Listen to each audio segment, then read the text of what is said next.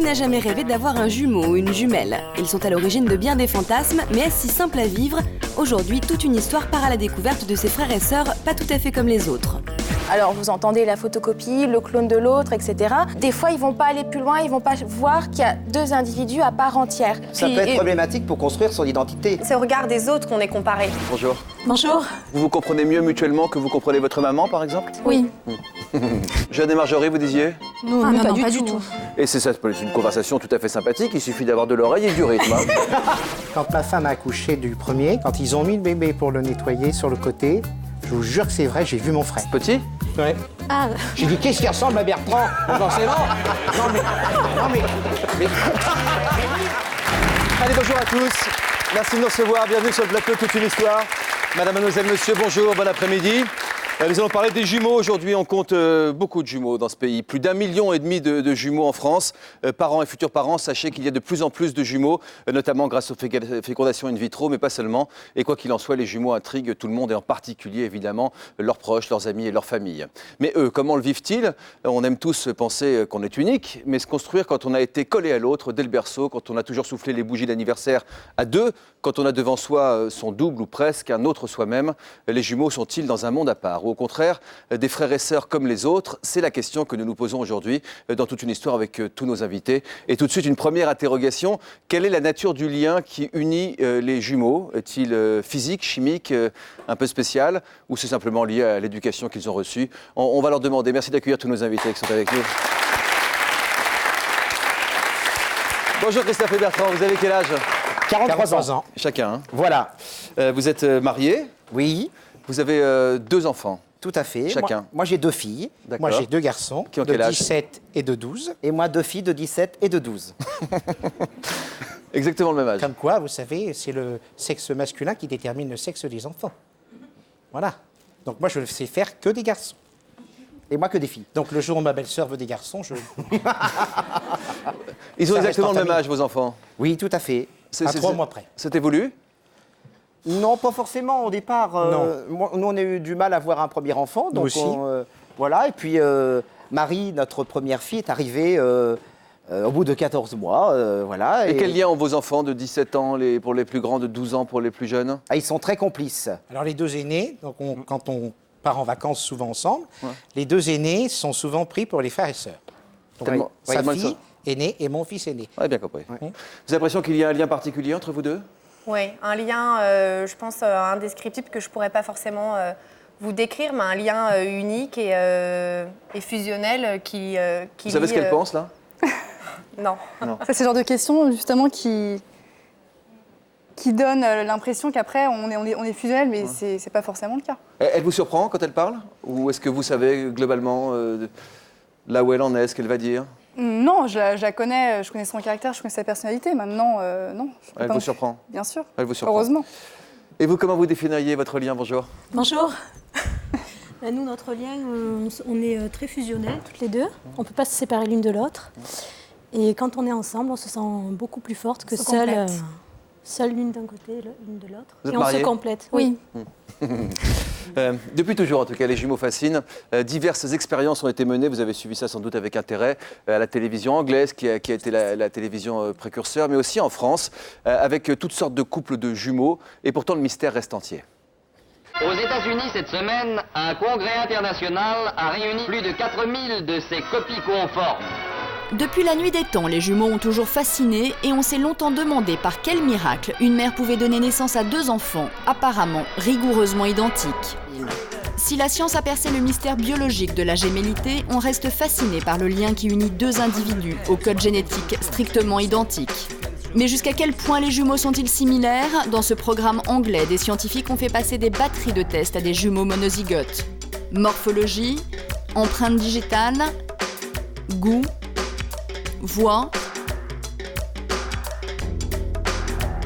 Les jumeaux ont-ils les mêmes peurs, les mêmes prédispositions, les mêmes envies, les mêmes attirances sexuelles? Malgré les recherches effectuées en grand nombre, la question reste entière car il est difficile d'établir vraiment quelle est la part d'acquis et la part d'inné chez les jumeaux. Ce qui est certain, c'est qu'à l'image de leurs empreintes digitales différentes, les jumeaux restent 2 individus bien distincts, Mais ce que personne n'arrive encore à expliquer, c'est ce lien si complexe et si fort qui unit ces couples de frères et sœurs si particuliers. Je pense que la chose la plus fascinante, c'est cette problématique du double, quoi. Il y a quand même le fait d'avoir une part de soi dans l'autre qui est quand même très, très particulier. Et c'est vrai que ce sont des choses que l'on ne peut pas connaître, nous.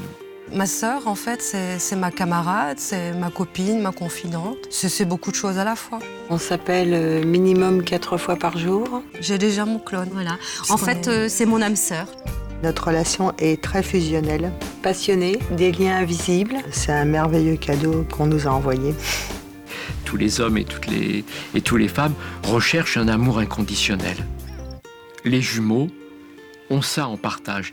Ils savent que la personne la plus importante, c'est l'autre. C'est le frère jumeau ou la sœur jumelle. Ils savent que c'est quelque chose qui est indestructible. Ma sœur, c'est la chair de ma chair. Voilà comment j'explique la chose. C'est un amour qu'on ne peut pas comparer à un autre. C'est impossible. La sœur jumelle, c'est un peu comme un bouclier, en fait. Nous, en tant que jumelles, ce qu'on a de plus entre un frère et une sœur normale, je pense que le cordon ombilical n'a pas été enlevé. On est deux moitiés d'un être. Je pense qu'une séparation totale, ça serait complètement impossible. En fait, c'est comme ma sœur, c'est comme si c'était une personne qui vivait en moi, et je pense que pour elle, c'est pareil. Voilà, c'est tout. C'est vrai que la seule idée de penser à la mort de l'autre est quelque chose qui est inenvisageable, voire on est dans des affres de souffrance inimaginables, quoi. Je sais que ça, c'est quelque chose que je n'arriverai pas à surmonter. Je dis souvent, il faudrait qu'on parte toutes les deux ensemble.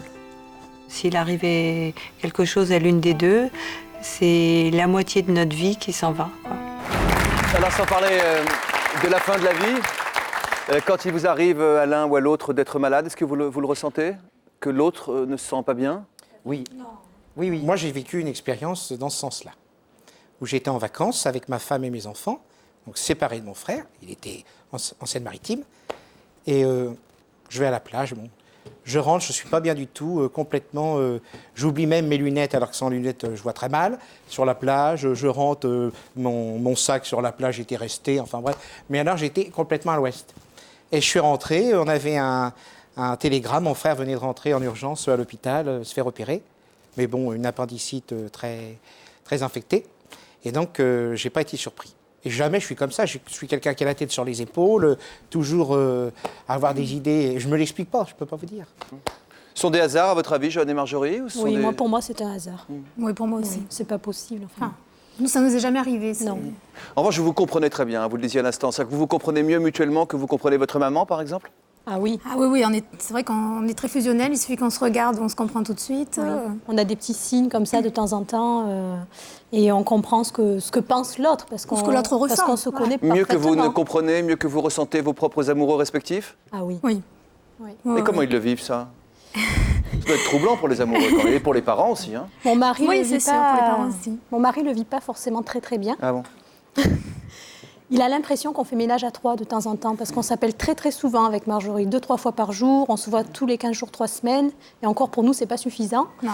Et il a l'impression vraiment de tout le temps vivre avec Marjorie et il a du mal à supporter ça, du mal à supporter que je ne puisse pas me séparer de ma sœur. Dorothée et Caroline, où êtes-vous? Vous êtes là toutes les deux. Est-ce que vous pouvez comprendre ce lien, cette complicité particulière ou ces intuitions particulières? Non, enfin moi je les comprends pas honnêtement.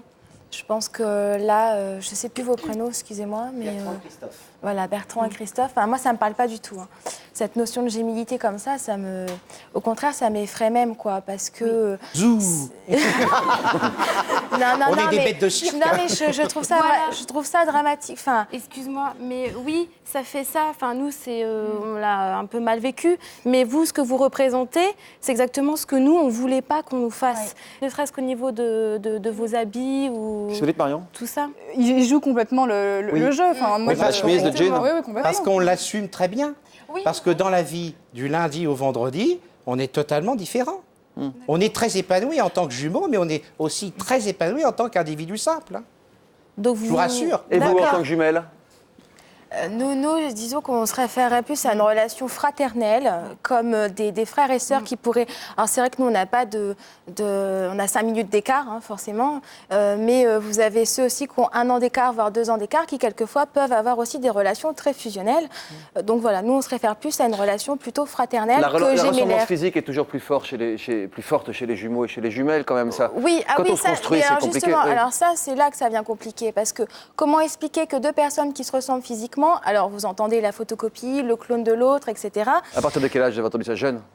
Très jeune. Enfin bon, on vous réduit justement à un effet de couple fusionnel directement parce que vous avez une ressemblance physique. Ensuite, on vous renvoie aussi le fait que vous n'avez peut-être pas forcément de sosie dans le monde puisque vous avez une sœur jumelle. Et si vous voulez, cette apparence que les gens voient en premier, des fois, ils ne vont pas aller plus loin, ils ne vont pas voir qu'il y a 2 individus à part entière, que chacun est singulier. Et du coup, on vous met tout de suite dans un couple et dans un.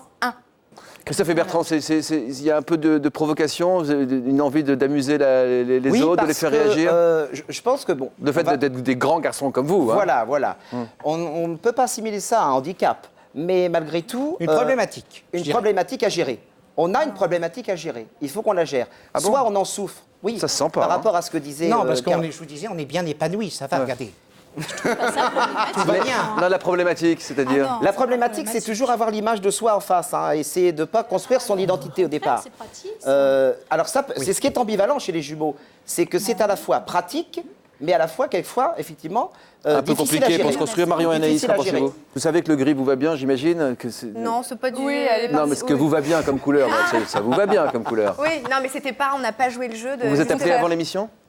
On s'est appelé, on habite ensemble, donc on n'a pas eu besoin de Si, je lui ai d'ailleurs dit, je vais être en gris. Elle me dit, écoute, on va pas non plus changer la tenue, mais c'est quelque chose qu'on ne fait jamais. On cherche pas à cultiver la ressemblance. Ni à vous ressembler, ni... Non, on fait tout pour justement nous différencier. Vous avez connu cette sensation, plus jeune, de constituer qu'une seule personne? Non. On a toujours été très proches, on s'entend très bien, mais on a une grâce à nos parents, parce que je pense qu'aussi, je les remercierai jamais assez, moi, de nous avoir élevés en tant que 2 personnes différentes et 2 identités, 2 personnalités. On parlera de l'adolescence, notamment Anaïs, vous nous avez dit que vous avez eu ce besoin de vous construire dans votre propre identité à vous. Vous disiez c'est une force, c'est un avantage d'être 2, d'être pareil. C'est un avantage, on est toujours, quand on est ensemble, on se sent toujours plus forte à 2 que seule. C'est qu'on risque rien l'une avec l'autre. Vous n'êtes jamais entré trop dans la bulle de l'autre? Non, jamais. Non. On a toujours su garder nos distances. Quand on est ensemble, c'est nous, mais quand on est chacune avec notre famille, on est avec notre famille. Même si on s'appelle 3 fois par jour. Quand on parle de problématique, c'est quand on est, mais par nous, exemple, seul. ça ne nous gêne pas. Non, mais nous, ça n'a jamais été une problématique. Quand une de vous 2 est seule, et que quelqu'un s'approche de vous et vous appelle par le prénom de votre sœur. On répond, on joue le jeu. Ça ne nous dérange absolument pas. Ça ne nous a jamais dérangé.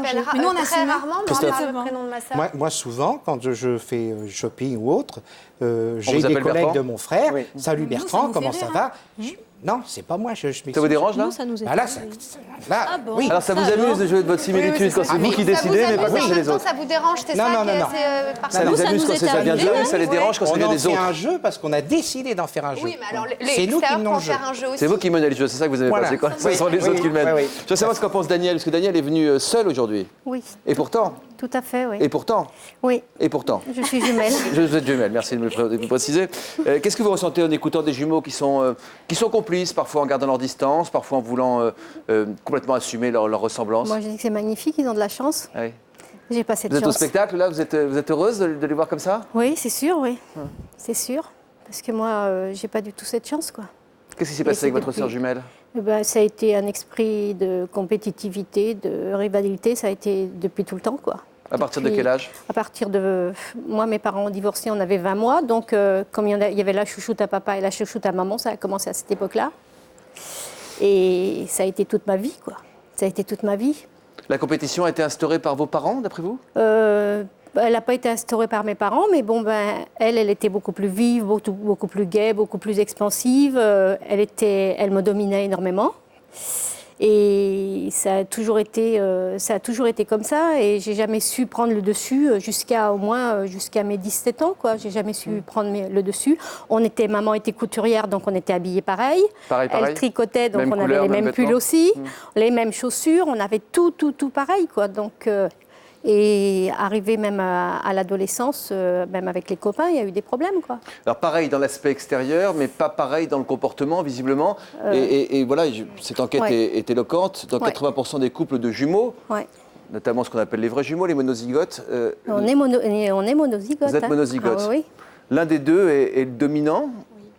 Alors c'est inverse. Je trouve ça péjoratif comme terme de. Oui, moi aussi, tout à fait. Ça s'inverse un peu. Ça s'inverse, c'est-à-dire. C'est-à-dire que petite, moi j'ai toujours un caractère un peu meneuse, plus réservé. alors, Non, c'était le contraire, j'étais plus réservée qu'Anaïs, donc je me mettais plus derrière elle. Et puis ça s'inverse. Hein. Petite, oui, c'est fréquent, mais après tout à fait. L'autre, ça dépend des situations. À quel âge ça s'est inversé à peu près?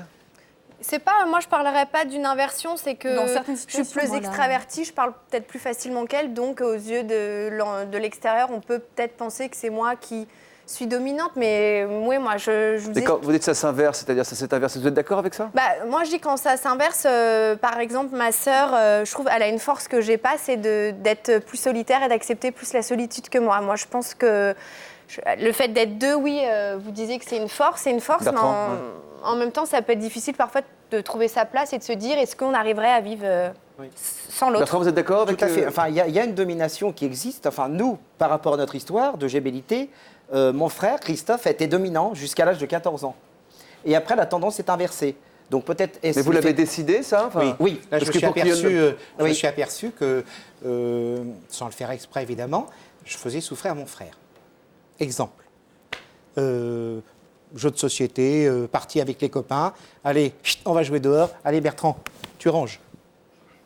Je compte sur toi. Et d'après notre maman, elle nous a expliqué que petit, le fait d'être élevé ensemble, mon frère faisait tomber un jouet, il faisait ça, j'allais lui ramasser, j'allais lui redonner. Petit. Il y a 14 ans, qu'est-ce qui s'est passé? J'ai dit, ça suffit. C'est vrai? Il y en a marre. Non, mais il y a eu une crise, il y a eu un moment. Donc c'était l'arroseur arrosé. J'ai dit, maintenant, tu vas payer. Vous avez une conversation tous les deux? Vous êtes expliqués tous les deux? Oui. On a, bon, c'est vrai que l'identité, l'adolescence nous a construit à ce moment-là. Il y a 14 ans, vous avez eu une réunion au sommet? On s'est fait un colloque. Oui, ça a même chauffé. Et je lui ai dit, bon, tu es dominant, il y a des choses que je n'accepte pas. Et donc, t'en avais déjà pas pris conscience par des copains qui me disaient, dis donc, ton frère, tu ne l'épargnes pas. Et donc, moi je me rappelle, en 6e notamment, il me faisait porter son cartable. Et alors, il me disait, ça va être meilleur pour la scoliose, tu vas porter droit. De chaque côté. Il y a 14 ans, vous êtes expliqué, ça s'est un peu inversé, mais j'ai l'impression que c'est vraiment, c'est là où les jumeaux sont aussi des personnes particulières, c'est que vous pouvez avoir ce genre de conversation ensemble sans vous vexer. Tout à fait. Ça, c'est rare dans la vie. Oui. Il n'y a pas eu, comme le témoignage d'avant, il n'y a pas eu une énorme rupture, un lien il y a toujours, de Daniel, il y a toujours ce lien qui existe, qui en fait nous auto-nourrit l'un et l'autre. Je pense. Ah oui. Enfin, moi, on a des conflits de temps en temps, mais on n'est jamais... Oui, ça peut... Sur quoi, par exemple? Des histoires... sur le fait qu'Anaïs va vouloir veut toujours tout gérer de temps en temps. On vit toutes les deux par choix, mais c'est pas non plus parce qu'on est symbiose ou... Et souvent, je lui dis que, écoute, arrête. Par choix, par complicité, parce que vous êtes heureux ensemble. Encore étudiante. Financièrement, c'est aussi plus facile. Mais je lui ai souvent dit, et c'est vrai qu'elle n'a pas forcément conscience. Si, j'en ai conscience, mais en même temps, je pense que c'est mon tempérament. Petite, c'est vrai que moi, j'en ai un peu souffert. Elle n'en avait pas forcément conscience, parce que c'est quelque chose elle n'en jouait pas. Et moi, j'en ai souvent parlé. Et maintenant, on se le dit. Enfin, moi, je lui dis stop. Joanne et Marjorie, vous ne vivez pas ensemble? Non. Ça vous manque? De ne pas vivre vraiment à côté. Très proche l'une de l'autre? Oui. On habite pourtant pas très loin. C'est à 1 heure de route. Voilà. Ouais, bon, c'est vrai qu'on aimerait bien habiter, être voisine, ce serait génial, mais bon, c'est pas possible. Daniel, vous n'avez pas vu votre jumelle depuis combien de temps maintenant? La première fois, nous avons eu une coupure de 11 ans. 11? Oui. 11 ans? Oui. Et là, on a à nouveau une coupure de 3 ans. Je l'ai revue entre-temps pour un décès, parce que j'étais obligée de la contacter. Et ça a duré 2 jours. Vous êtes parlé? À l'enterrement, on ne se parlait déjà plus. Voilà. C'est dommage. Non, parce qu'il n'y a rien à faire. C'est toujours de la rancœur, c'est toujours des... Qui envers qui? Ça vient d'elle, toujours. Vous êtes toujours. Sûr? Ah oui, toujours. Je dis ça parce que je veux. Oui, c'est sûr. C'est sûr, mais bon, mon mari lui a dit, écoute, t'es venu pour lui refaire du mal, c'est pas la peine. Il l'a attrapé par l'épaule, il lui a dit, tu te sors de chez moi. C'est ce qu'il a dit à votre sœur? Ouais, voilà. Et comment vous a-t-elle fait du mal, comme vous dites? Eh bien, elle me domine tellement qu'elle essaye de me faire culpabiliser sur tout, quoi. Qu'est-ce qu'elle vous a dit à votre âge, pour être aussi dominante? Comment elle peut essayer de prendre le pouvoir sur vous? Je ne saurais pas comment vous l'expliquer, mais c'est vraiment... point de vue déjà des enfants, toute notre vie, ça a été comme ça par rapport à ses enfants et aux miens, toujours à faire des comparaisons, toujours à vouloir faire quelque chose de la taille au-dessus, quoi. Avant cela, il y a eu des motifs de rivalité entre vous deux dans votre jeunesse? Oui, bien sûr, bien sûr. J'ai eu un ami, j'ai eu un enfant et elle me l'a pris. Elle m'a pris mon ami. J'ai un enfant et elle m'a pris mon ami. Ça a duré un feu de paille. Ils se sont fréquentés 4 mois, mais elle a tout brisé, quoi. Et elle vous manque aujourd'hui? Quand vous dites que vous êtes heureuse de voir des jumeaux et des jumelles Ce qui me manque, c'est... Elle me manque plus maintenant. Elle m'a manqué presque toute ma vie, mais maintenant... Maintenant, vous dites c'est dommage, tout simplement. Il faut absolument que j'arrive à m'en passer, quoi, parce que... Vous avez fait le deuil de votre sœur jumelle? Vous êtes en train de le faire? Je suis en train de le faire et je vais faire mes papiers pour... je suis même déterminée qu'elle ne vienne pas, s'il m'arrivait quelque chose, qu'elle ne vienne pas à mon enterrement. C'est triste parce qu'on sent de la douleur dans votre témoignage. Oui, c'est triste. Je trouve ça terrible. Je ne veux même pas qu'elle vienne à mon enterrement. Quand on est concerné jumeaux, d'entendre ça, c'est vrai que c'est... On va vous donner notre adresse, vous viendrez nous voir de temps en temps. Il n'y a pas de problème. Non, c'est vrai que ça fait mal au cœur parce qu'on a tous espéré avoir un double, quelqu'un qui nous comprenne tellement bien. Les moments de connivence qu'on a eus en classe, les maîtresses ne nous changeaient pas de place parce qu'elles ne reconnaissaient pas. Donc c'était nous qui changions et qui écrivions sur les cahiers. On a eu des moments, quand même, des souvenirs qui sont impérissables, quoi. Si votre sœur était là sur ce plateau sans parler à sa place, elle n'est pas là pour donner son point de vue. Non. Donc, si elle était là, je ne lui adresserais même pas la parole. Voilà.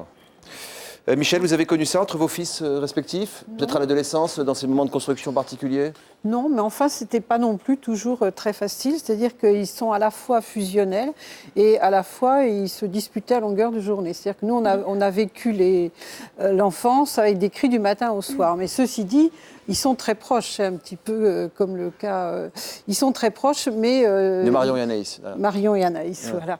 Donc, ils cherchent à se construire et donc, c'était des conflits du matin au soir qui ont continué à l'adolescence. Bon, là, on est un petit peu... Ils ont 30 ans, donc c'est un petit peu... Et à l'âge adulte, ça s'apaise? La complicité Ça s'apaise par... Bon, là, ils sont éloignés, si vous voulez. Donc, il y en a un qui est parti à 8 ans. Donc, pareil, ils s'appellent 3 ou 4 fois par jour. Donc, ça devient... oui, bah, c'est la grosse complicité. Voilà, ça devient autre chose. Non, c'est pas une... Et vous, ils vous appellent tous les combien, madame? Moi aussi. Mais bon, alors c'est bien. C'est bien. Avez-vous eu peur à un moment de votre vie que votre duo soit entaché par une certaine rivalité à l'adolescence? Je pense que c'est l'entourage, ça va être des professeurs qui vont vous dire « Ah, mais Anaïs a eu 16 en maths, t'as eu 4 ». Oui, et alors? C'est l'extérieur qui provoque rentrer dans le jeu de la compétition, qui va essayer de comparer, mais... Je pense qu'entre Marion et moi, on s'est jamais dit il y a une rivalité ou elle fait mieux que moi. Ou moi, je suis contente pour elle quand elle arrive à faire quelque chose que. Mais je pense que ça peut arriver lorsque un des deux jumeaux se... c'est ce que je disais. Enfin, moi, je trouve qu'elle a une force qu'elle a et que j'ai pas, c'est de cette solitude. Non, c'est pas cette solitude. Si, je pense que c'est quelque chose... c'est que moi, Elle est partie en pension à l'âge de 15 ans, pendant 4 ans. C'est une chose que j'aurais jamais pu faire, moi. Vous l'avez décidé, ça? Je l'ai décidé, oui, parce que je voulais faire ma propre vie. Enfin, surtout à l'adolescence, on a besoin de se construire... par soi-même, et je voulais être dans une école où c'était moi et c'était pas Anaïs et Marion. Pas mal, faites un rite initiatique pour essayer de s'affirmer personnellement. La rivalité? Jamais. Jamais, non. On a toujours été très complices. Même les premiers flirts, les premiers garçons? Oh non, de temps en temps, d'ailleurs, on se les a même... Oui, on se les échangeait. On peut échanger. Pour rigoler, hein, c'était juste des petits bisous, hein, c'est tout en colonie. On s'est beaucoup amusé à jouer la... Pas des grandes histoires. 15 ans, non. Ça, on va parler dans un instant ces histoires de... comment je pourrais dire, d'imposture entre l'un et l'autre, des petites impostures à l'école ou avec vis-à-vis des petits amoureux, pas des grandes histoires d'amour. C'était pas quelque chose de malsain, c'était juste des bisous.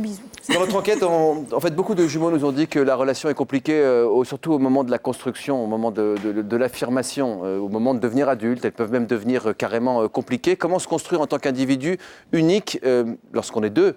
Quelques témoignages. Avec ma sœur jumelle, c'était vraiment très, très fusionnel. On dormait dans le même lit, on avait les mêmes amis, on nous appelait les jumelles et on ne nous distinguait pas.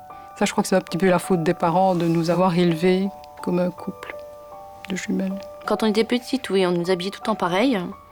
Les mêmes chaussures, chaussettes, culottes, cartables, crayons, enfin tout.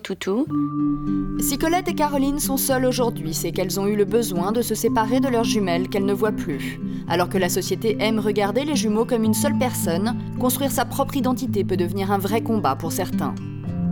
On n'a pas forcément envie de toujours se ressembler, de toujours faire la même chose. On n'est pas indépendant après, on devient dépendant de l'autre. Et nous, c'est ça qu'on a voulu surtout éviter. Il y aura toujours une comparaison qui va se faire par les autres vis-à-vis de nous. Donc c'est vrai qu'il y a des moments, être comparé sans cesse, c'est éprouvant. Parce qu'on se dit, bon, on est deux personnes, mais finalement, les gens nous considèrent comme un. C'est ça qui est compliqué. Parce qu'en fait, on a tellement fait des stéréotypes sur les jumeaux qui se ressemblent, qui s'aiment fort, enfin très fusionnels, que certaines personnes n'acceptent pas nos différents, en fait. Quand on nous appelait toujours les jumelles, je vois double, je supportais très mal, en fait. Moi, je fais tout pour pas lui ressembler. Je coupe les cheveux, je mets les teints plus foncés. Je l'ai emmené chez le coiffeur pour qu'elle fasse des mèches blondes. Comme ça, on se ressemble encore moins. Nous, en fait, on ne s'habille pas pareil, on est coiffés différemment. On est plutôt très indépendantes l'une de l'autre. On part en vacances séparément, on fait des activités séparées, on a des amis séparés. Parce qu'on a chacune notre personnalité, ou chacun, et on est totalement différents, même si l'apparence peut être troublante. Enfin, la ressemblance, en tout cas. C'est vrai qu'au départ, c'était comme un miroir, mais on n'a pas toujours envie de se voir dedans. On a chacune envie d'avoir sa propre image. En fait, c'est les gens qui forment aussi cette relation de fusion entre jumeaux et jumelles, qui croient tout le temps que tout va bien entre jumeaux et jumelles. C'est pas vrai. Souvent, le moment critique dans un couple de jumeaux, c'est quand l'un des deux vit son premier amour. Ça, c'est vrai que le premier amour des jumeaux, eh bien, c'est effectivement une grande fêlure, quoi. C'est là où, parce que naturellement, ça va venir défaire, rentrer en concurrence avec le couple des jumeaux. Je crois que je n'ai pas beaucoup supporté son mariage.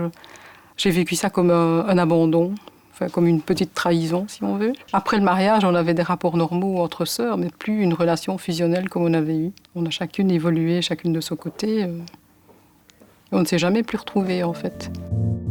Quand ce n'est pas un conjoint qui vient séparer des jumeaux, ce sont parfois les jumeaux eux-mêmes qui entrent en compétition amoureuse.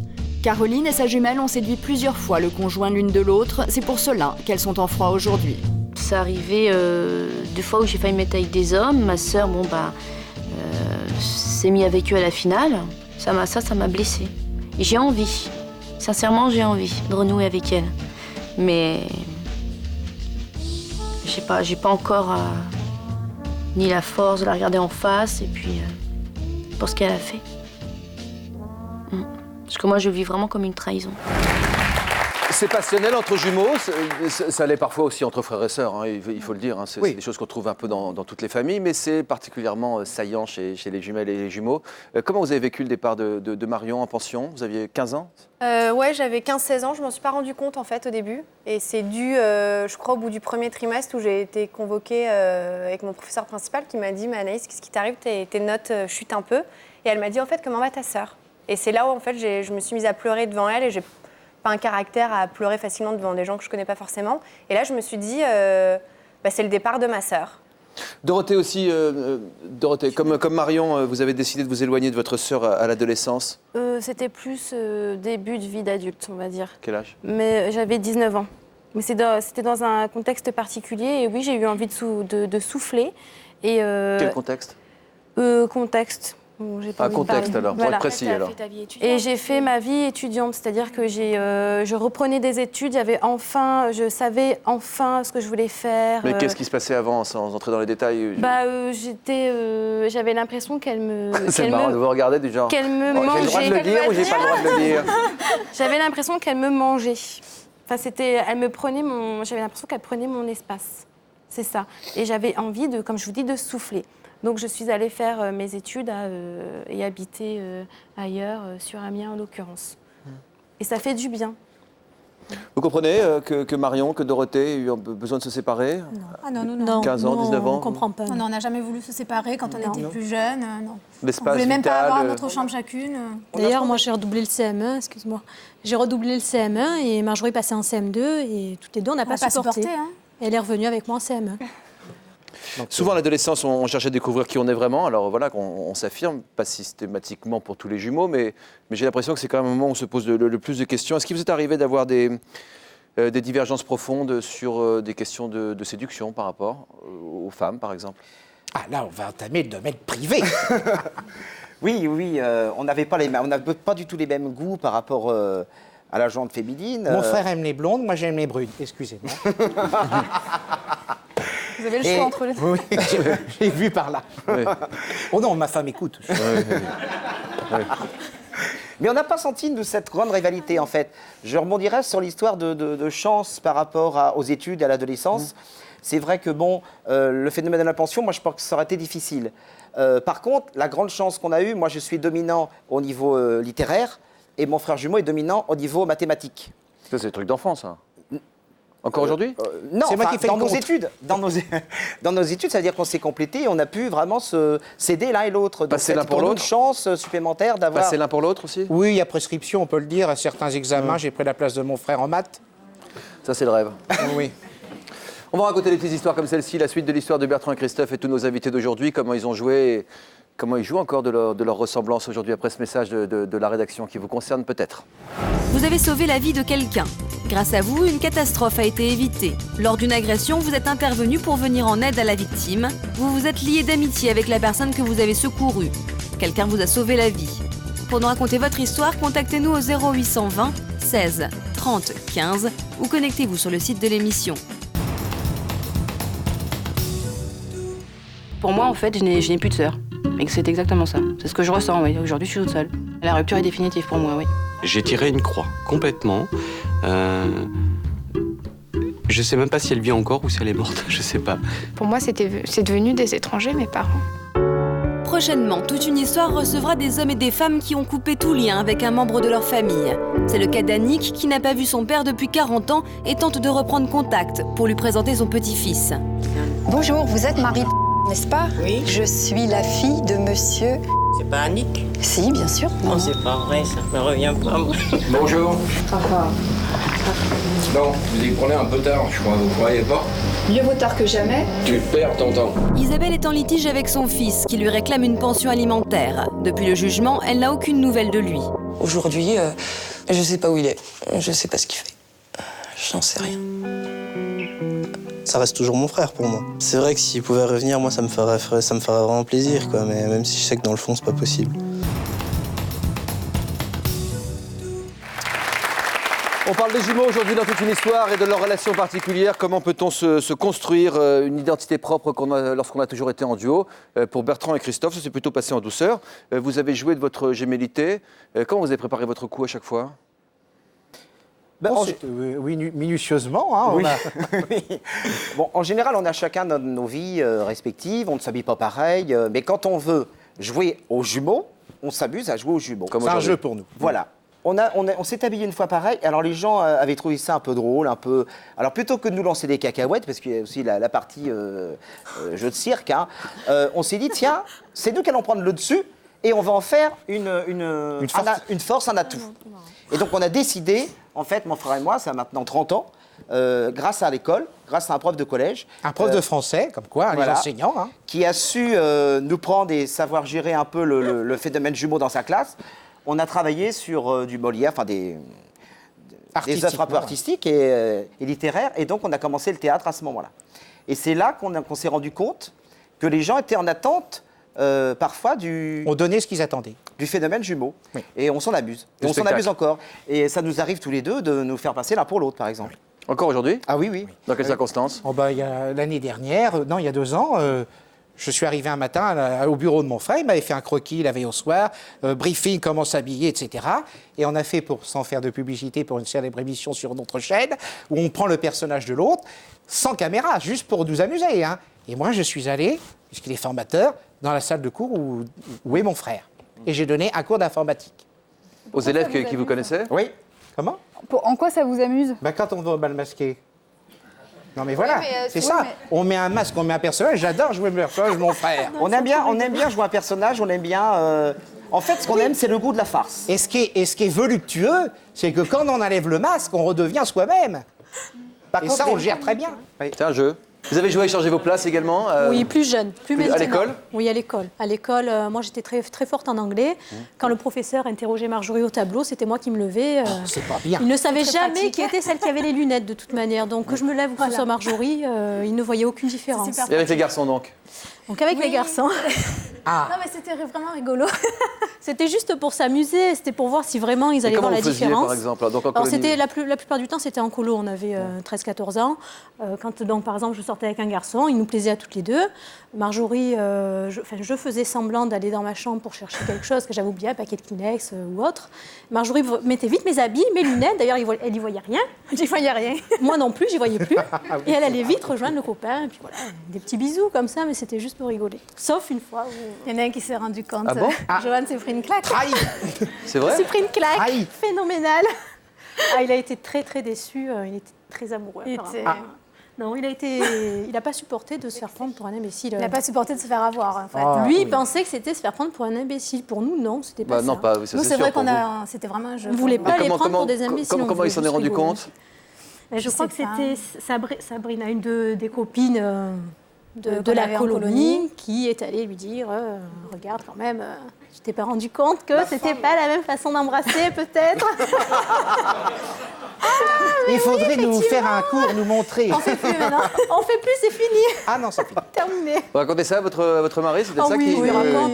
Mais avec Alain, on a essayé, sans vraiment essayer quand même, parce que comme il m'intéressait beaucoup, je ne voulais pas non plus qu'il embrasse ma sœur. Ça, c'était pas possible. Mais au tout début de notre relation, quand je suis sortie donc, pour lui dire bonjour, pour le voir, c'est Marjorie. le présenter. C'est Marjorie qui est sortie à ma place avec mes lunettes. On voit sa réaction. Mais il a tiqué quand même. Ah oui, je me souviens. Il a tiqué, il s'est dit quand même, elle est Mais bizarre. pourquoi pour voir sa aujourd'hui, réaction? C'est quoi le but du jeu? C'était toujours pour s'amuser. C'était juste pour rigoler, c'est tout.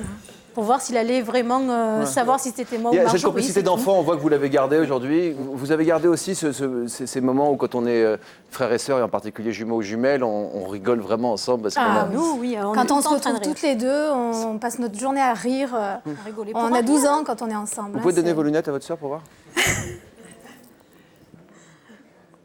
J'y vois vraiment rien. Moi non plus. Ouais. Maintenant, on a 2 taupes sur le plateau. Ouais. Il y a combien de Jean-Luc? Oui, d'accord. Lorsqu'on est jumeaux, quelle place reste-t-il pour tous les autres du monde, c'est-à-dire les frères, les sœurs, les parents, mais aussi plus tard donc les conjoints et les enfants? On va en parler avec Johan et Marjorie. Vous avez également une grande sœur, toutes les deux. Oui.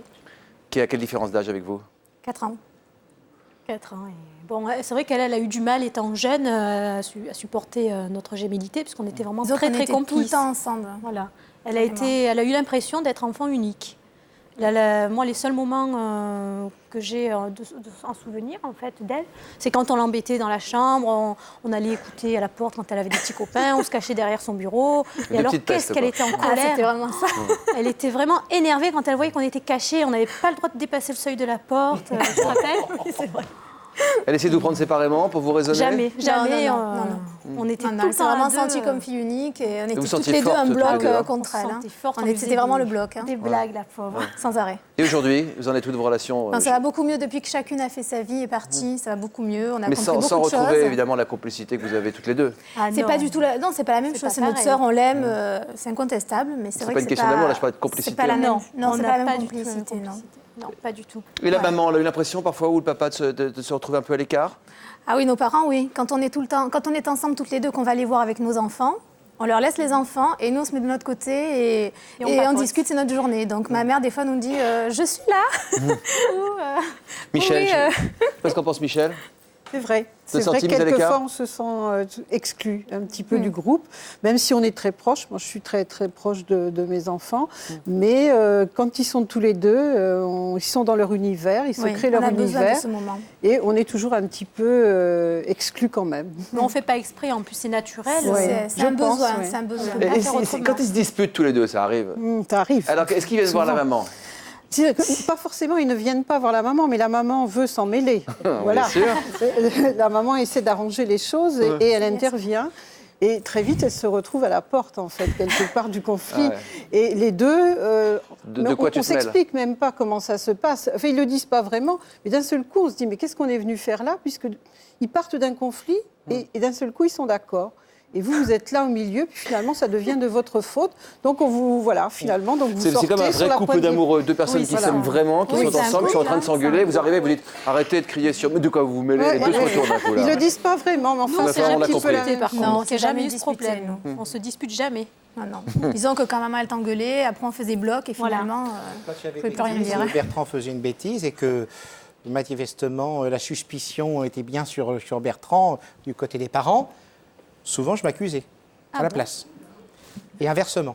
Si on va le regarder avec ce reportage qu'on vous a consacré, Joanne et Marjorie, l'arrivée d'une tierce personne, au départ, n'a pas été simple. Quelle est celle qui a eu son compagnon la première? Moi. Vous avez senti de la souffrance chez votre sœur?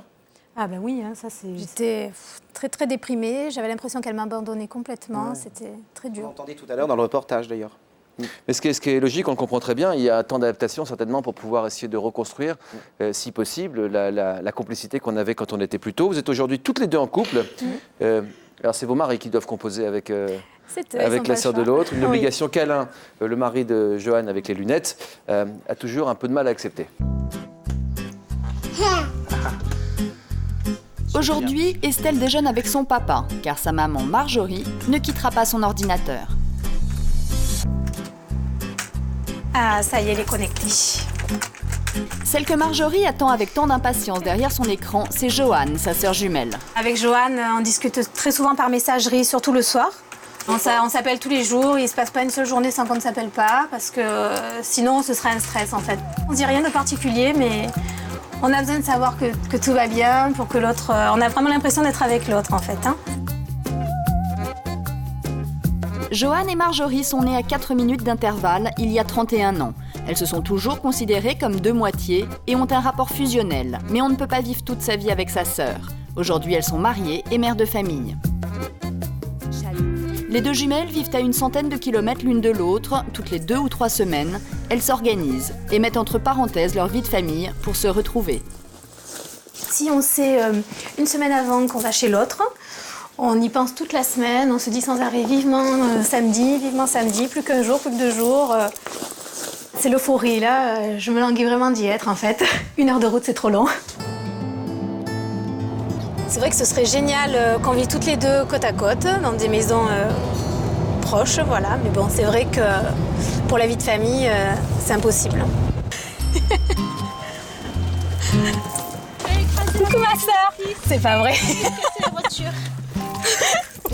Ça va ma chérie? J'en pouvais plus, dis. J'ai eu un peu de mal à conduire, faut dire. Attends. On va mettre le linge ici. Et quand les deux jumelles se retrouvent, ça démarre au quart de tour. Entre fou rire et souvenir, plus rien d'autre n'existe. Non, tu voudrais une couverture. Ouais, je veux une couverture. On se retrouve comme en enfance, en fait, comme quand on était ensemble à la maison, qu'on avait notre chambre à toutes les deux et qu'on faisait ce qu'on avait envie de faire, qu'il n'y avait personne autour pour nous embêter, entre guillemets, voilà. Donc voilà, on se retrouve comme avant. Mais si la présence de Marjorie est un grand bonheur pour Joanne, pour Alain, son mari, c'est loin d'être une bonne nouvelle.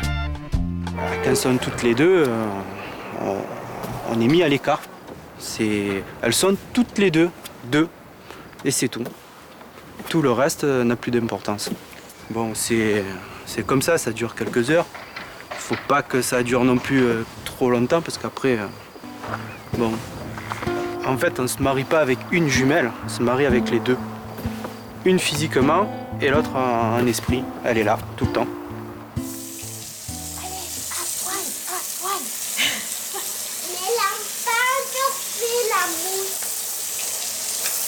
On est dépendantes On est de l'autre. très dépendantes l'une de l'autre. Mais moi, ça me me gêne pas du tout. Non, moi non plus. Au contraire, je suis heureuse comme ça, j'adore. C'est plutôt dérangeant pour les autres, je pense. Voilà, oui, plutôt.